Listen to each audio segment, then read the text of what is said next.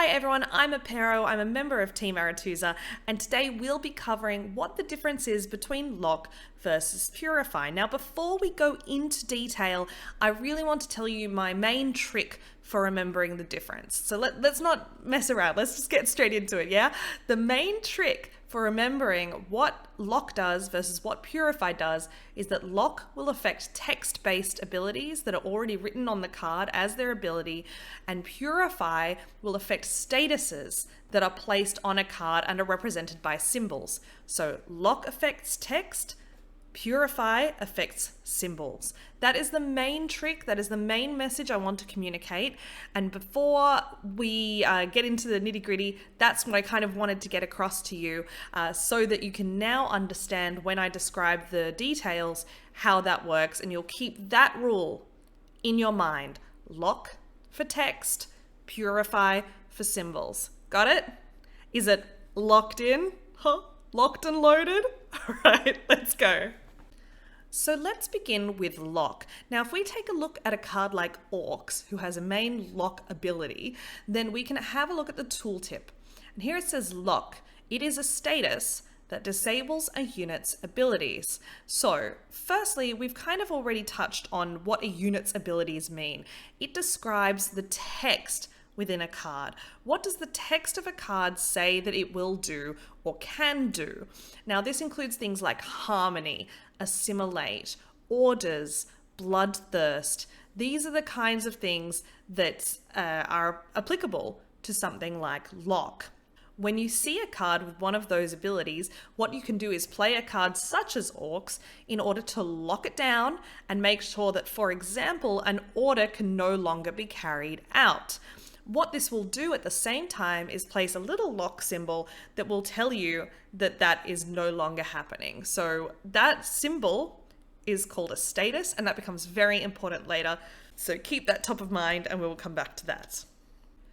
Now, lock can also block abilities that are not keywords. So for example, Magne Division is an engine, what we call an engine, which means it gains value over time. So it says every allied turn on turn end boosts self by 1 if this is the only card on this row. So if you were to lock this unit, that ability would no longer occur. In other words, if it were 3 points, your opponent plays it, it boosts itself to 4 points, you lock it, it will stay at 4 points turn after turn, despite the fact, or mainly because of the fact, that its text describes it as gaining value over time. So that text is blocked, yeah? The lock blocks text. That is the most important thing to remember. Keywords, but also ongoing abilities such as this one. Now, when we see the term purify, the tooltip tells us that it removes all statuses. So what does this mean? Well, statuses include anything that comes up with a little symbol. So it's kind of hard to explain, so that's why I'm going to show you some examples in the side here as I talk. Basically, things like defender has a symbol, a shield counts as a status, and a lock counts as a status. So anything that brings one of those little symbols up counts as a status. In addition to that, bleeding and vitality both also count as statuses. So that is very important to know. So if you purify a unit that has vitality and a shield, it will stop the vitality and the shield will be gone. So those are very important to know about. Most of the time, you'll be using locks on your opponents, to stop their abilities and make sure that they can't carry out their strategy. Purify is a little bit different in that you might often use it on yourself as often as you use it on your opponent.